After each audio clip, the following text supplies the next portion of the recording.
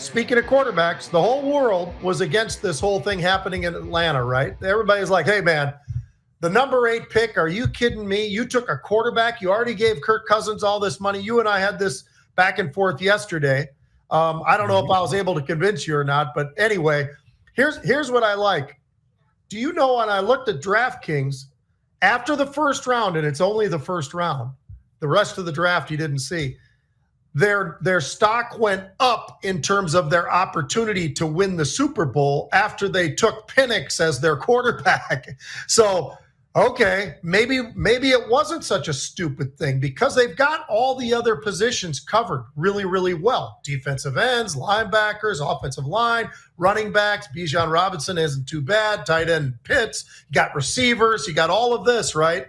And you got Kirk Cousins, who, by the way, hasn't played since he tore his Achilles. So I don't find it nearly as stupid as everybody else does. I find it pretty interesting, actually. And I think for that reason, that's why I think Atlanta probably got a little bit better when it comes to what the odds are for the NFL's Super Bowl. Yeah, well, the part that you mentioned, and I was on it as well yesterday with you, Pete, is that Kirk Cousins is a heck of an athlete, a great leader, wonderful quarterback, has made almost as much money as Mahomes, for God's sake, because all this guy does is keep signing these monster deals. Mm-hmm. But he is coming off an Achilles injury. Now, we both hope that Aaron Rodgers and Kirk Cousins can come back from that.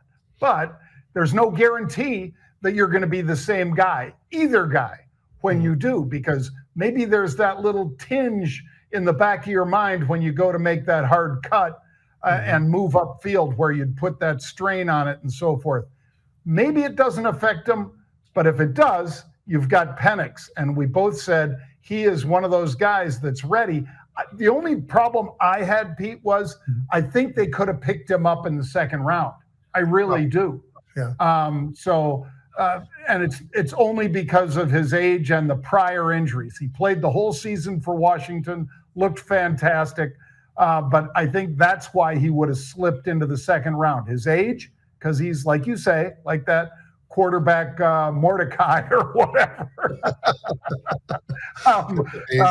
He's a little older than your average quarterback coming out, and the fact that he'd had those injuries. But Penix could prove us all wrong, and maybe that kid will be fighting for a Super Bowl this next year. It could happen.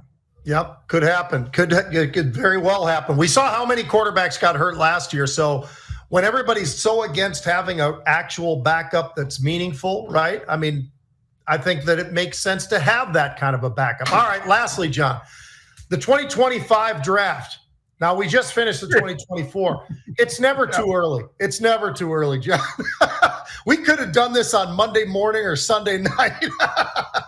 But in any case, here's what's really interesting already early on. The number 1 player, talent-wise, based upon what all these different folks put out there for numbers and everything else, is a kid named James Pierce. He's a Tennessee defensive end. He's an end rusher, right? So he's the edge. Mm-hmm. He's ranked number 1 right now. And for those who don't know this, doesn't always mean you're the first pick because it's all about what do people need, right?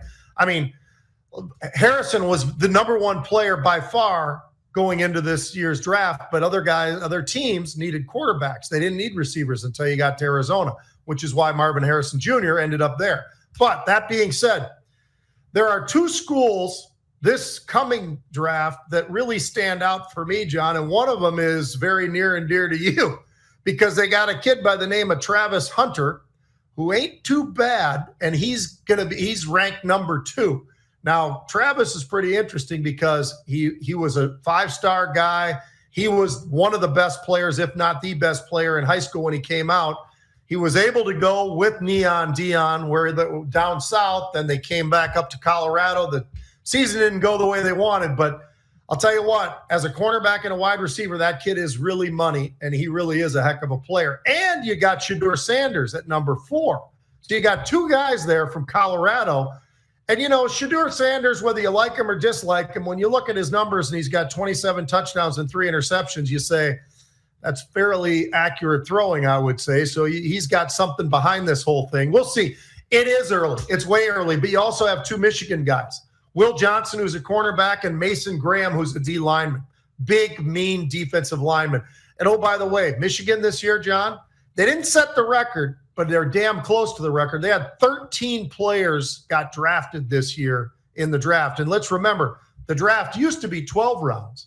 Now the draft is 7, and they had 13 players in 7 rounds. So pretty amazing team that Jim Harbaugh was able to put together.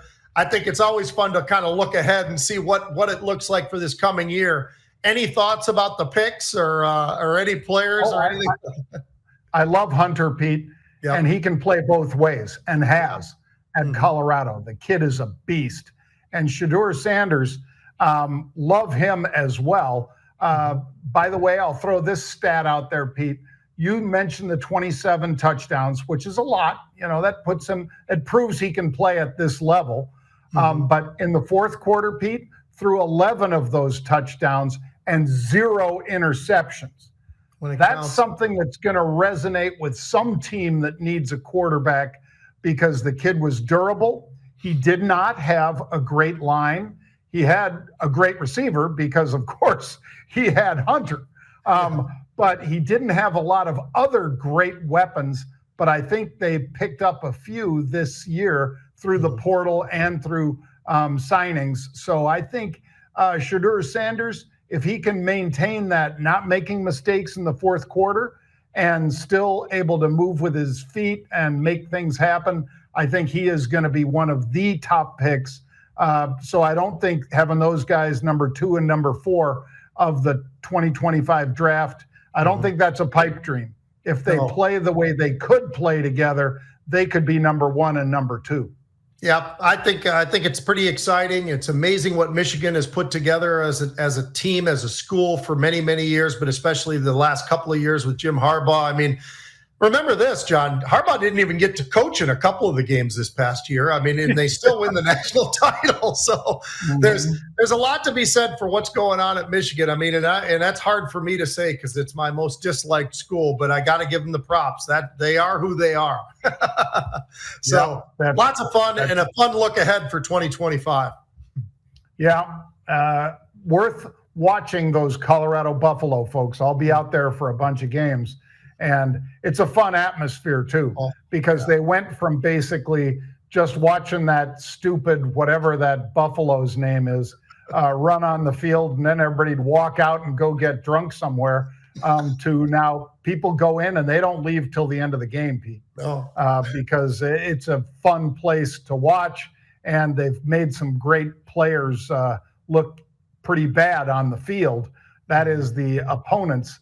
Until, of course, they had to play Oregon and UCLA and USC, and then it started to kind of go downhill like this. Oh, yeah.